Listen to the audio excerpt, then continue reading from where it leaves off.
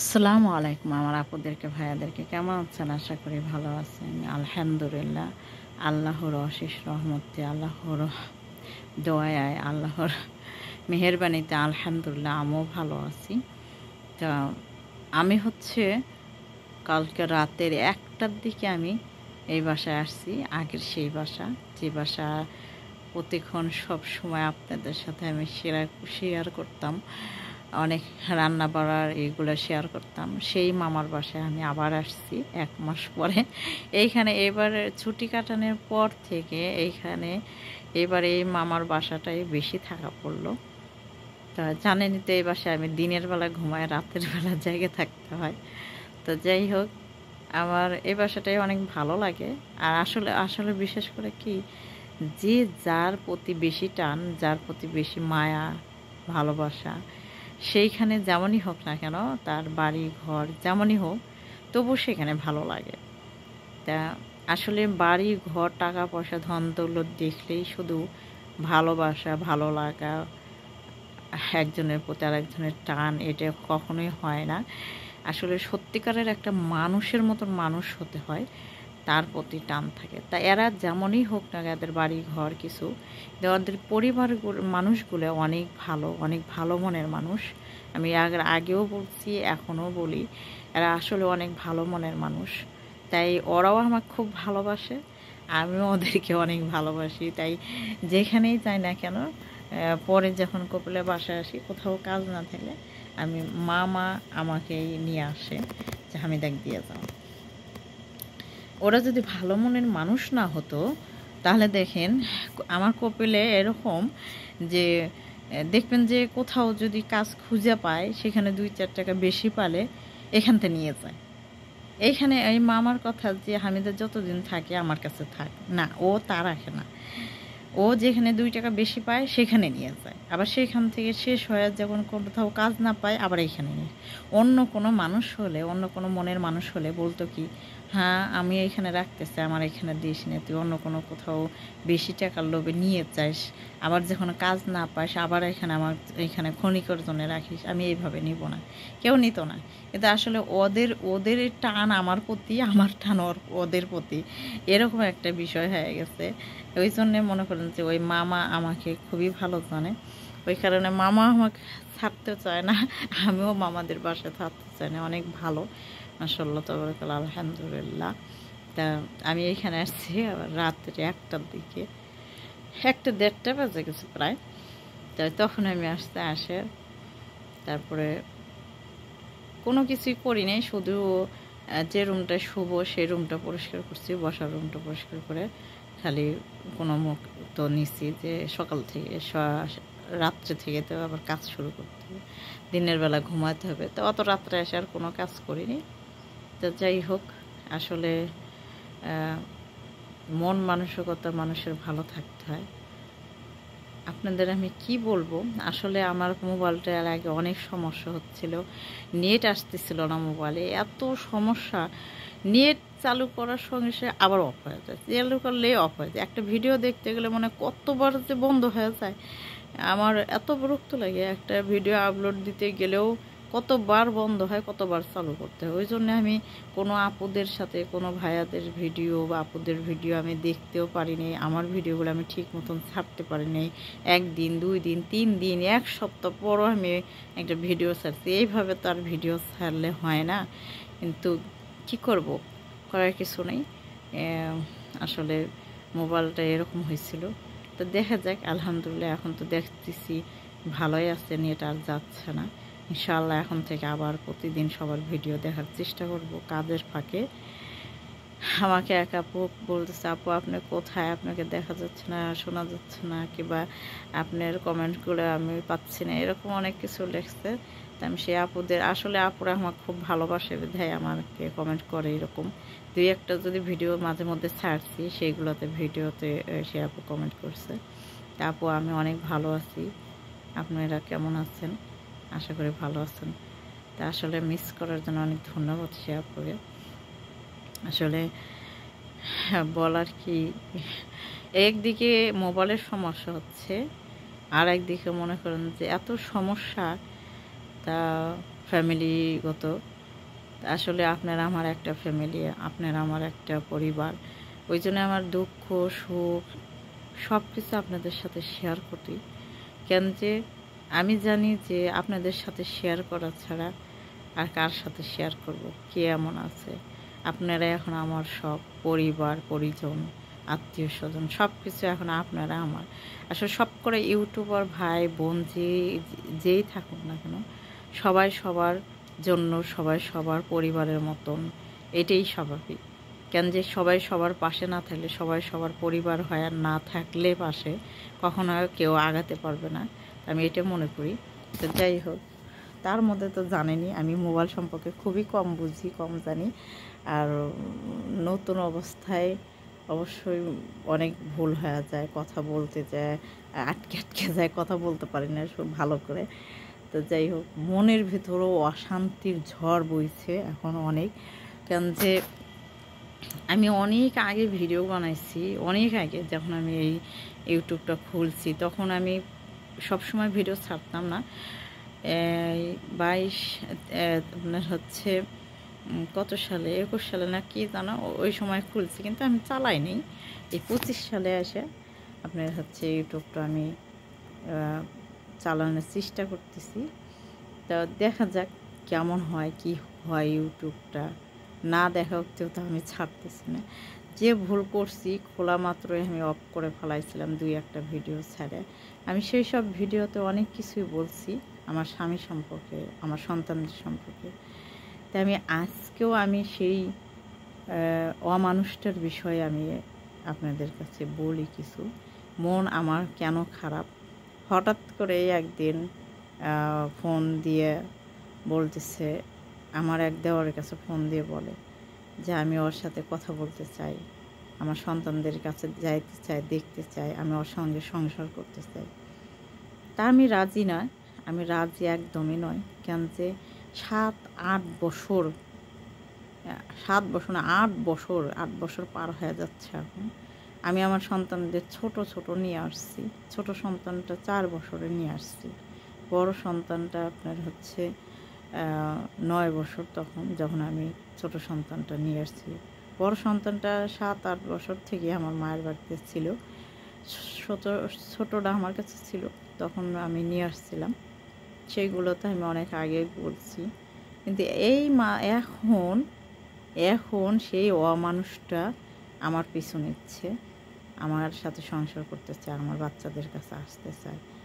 এইভাবে অনেক খোঁজাখুঁজি করে, অনেকই করে আপনার কথাবার্তা বলতে চায়, বলে হঠাৎ করে এরকম কথাবার্তা বলছে, মনে হয় 15-20 দিন হবে কথা বলছে।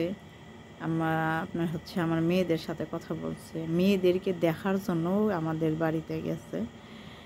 বাড়িতে যায় 2-3 দিন থাকে, মেয়েদের সাথে দেখাশোনা করে চলে আসছে।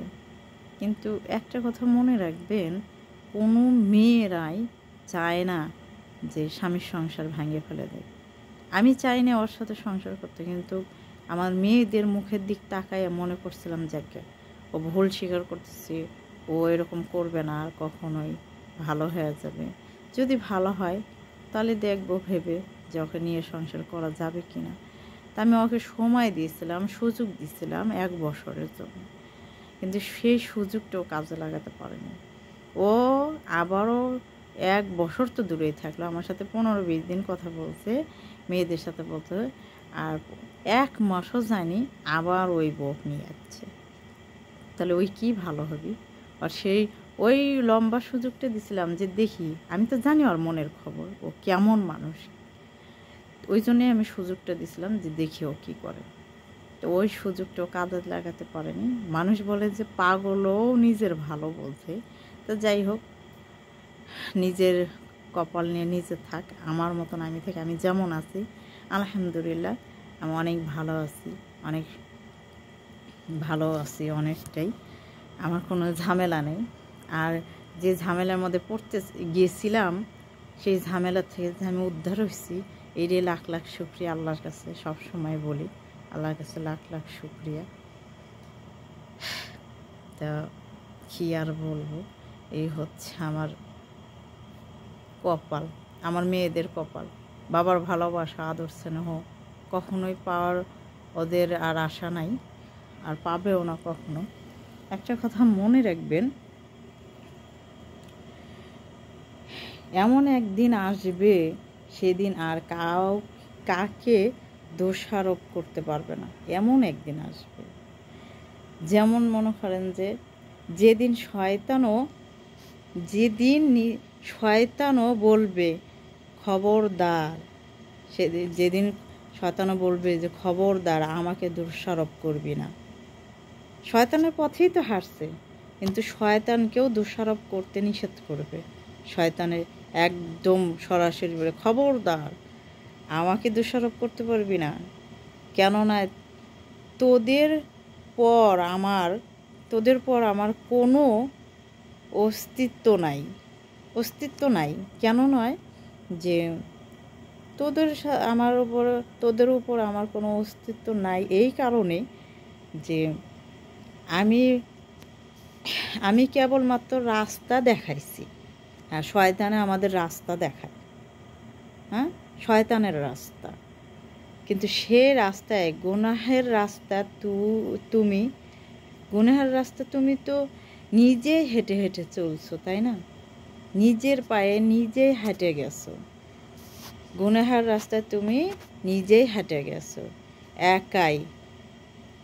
একাই দিতে হবে তার জবাব। এই জন্য বলি কবরে হিসাব আপনাকেই একাই দিতে হবে। তাই আমরা শয়তানের প্ররোচনা থেকে, শয়তানের ধোঁকা থেকে বাঁচার জন্য আমরা শয়তানের থেকে বিরত থাকি আর আল্লাহর রাস্তায় চলি। এটাই হলো মানুষের। শয়তান রাস্তা দেখাবার পরে নিজে হাঁটে যায়, শয়তানে কখনো নিয়ে যায় না। নিজের বিবেক দিয়ে, নিজের বিবেচনা দিয়ে নিজেই হাঁটে যায়। আল্লাহর কাছে ক্ষমা ও সাহায্য চাই। শয়তানের রাস্তা ছেড়ে দিয়ে আল্লাহর কাছে ক্ষমা প্রার্থনা করেন, দেখবেন আল্লাহ সব ক্ষমা করে দেবে। ভালো পথে ফেরান। ভালো পথে আসলে শয়তানের বাপও আসে আপনাকে শয়তানের দিকে নিয়ে যেতে পারবে, শয়তানের রাস্তায় নিয়ে যেতে পারবে না। কিন্তু আল্লাহর প্রতি আপনাকে ঈমান আনতে হবে, খাঁটি ঈমান, আল্লাহর পথেই চলতে হবে। তারপরেই তো শয়তান আপনার কাছে দূর হবে। কিন্তু আপনার মনের ভিতরে যদি ওই চিন্তাই থাকে, ধরো ওই ভালোর দিকে যাবেন কি হয়, যে দিকে আছে ওই দিকেই ভালো আছে। তা আসলে যত মানুষ শয়তানি করে, যে শয়তানের রাস্তা দেখায় নিজেই হাঁটে যায় আর শয়তানের দোষ দেয়। এটা হলো শয়তানে তো বলতেছে ওই জন্যে যে খবরদার আমাকে দোষারোপ করবা না, বুঝলেন? তা যাই হোক, এই কথাটা বললাম এই কারণে যে আমি আমার স্বামীকে দেখলাম যে ও আসলেই ওর ভিতরে শয়তানে এমনভাবে বাসা বাঁধছে যে নিজের ভালো মন্দ নিজেও বুঝতে পারে না। শয়তানের পথেই চলে, শয়তানের পথেই চলবে। ও কখনোই ভালো পথে আসতে পারবে না। নিজের সুখ, নিজের শান্তি, নিজের ভালো এইগুলো বোঝার ক্ষমতা ওর ভিতরে নাই, এমনভাবে শয়তান ধরছে। তো যাই হোক, যেভাবে ও থাকতে চায়, আল্লাহ তাআলা বলছে যে যা চায় তাকে আমি তাই দিই। সে শয়তানের দ্বারাই হোক আর যার দ্বারাই হোক, যে যা চাবে সে সেটাই পাবে। কিন্তু হিসাব একদিন তার দিতে হবে, যে সেই হিসাব তো দিবেই অবশ্যই। দুনিয়াতে ওর অস্তিত্ব কি হবে, কিভাবে চলবে, সে এখনও বুঝেনি। তার রক্তের গরম আছে দেখে। একদিন আসবে, এমন একদিন আসবে যে শুধু আমার সন্তানদের আর আমার দেখার জন্য পাগল হয়ে যাবে। মৃত্যুর আগ পর্যন্ত খালি বলবে যে আমি কি করলাম, সুযোগ পায়েও হারালাম। এইরকমই জপনা উঠবে আর কিচ্ছু না। আসলে একটা মেয়ে মানুষের ভিতরে যখন কষ্ট হয়, সেই কষ্ট কেউ দেখতে পারে না। মেয়ে মানুষেরা সহজে কষ্টগুলো প্রকাশ করে না, সহজে কাউকে বলতে পারে না। তো যাই হোক, কিচ্ছু বলবো না। ওপর আল্লাহর উপরে আমার ভাগ্য নির্ধারণ করছি, ওপর আল্লাহর উপরে আমি ভাগ্য ছেড়ে দিচ্ছি, আমার ভাগ্যে যা আছে তাই হবে। কিন্তু আমি আর কোনো দিন ওই স্বামীর সংসার করতে চাই না। দেখি আল্লাহ তাআলা কবে আমাকে দেশে নিয়ে যায়, যে কোনো একটা ব্যবস্থা আমাকে করতেই হবে। কেন যে ব্যবস্থা যদি না করি, দেখেন 7-8 বছর পর আবার আমার সন্তানদের কাছে আসছে, গেছে, সন্তানদেরকে আশা দিচ্ছে আমি তোমাদের কাছে চলে আসব। আবার দেখেন পিছু টানছে, 1 মাসও যায়নি। তো আবার ওই যে এখন আসছে 7-8 বছর পর, আবার ফির ওই রকম 7-8 বছর পর আসবে আমি তোমাদের কাছে আসব। এইটা যাতে করতে না পারে তারই ব্যবস্থা ইনশাআল্লাহ বাড়ির যায় হবে, এটাই করব। তার বেশি কথা বলবো না, আসলে মনটা খুবই খারাপ। তো সবাই ভালো থাকবেন, সুস্থ থাকবেন, আমার জন্য সবাই দোয়া করবেন। আল্লাহ যেন আমাকে এত শক্তি দেয় আর এই মনটাকে আমাকে এত পাথর বানিয়ে দেয় যে কোনো দিন যাতে ওই শয়তানের কথায় আমি কখনোই আমার মনটা নরম না হয়। তো এই পর্যন্ত রাখছি, সবাই ভালো থাকবেন, সুস্থ থাকবেন, আল্লাহ হাফেজ। আসসালামু আলাইকুম ওয়া রাহমাতুল্লাহি ওয়া বারাকাতুহু।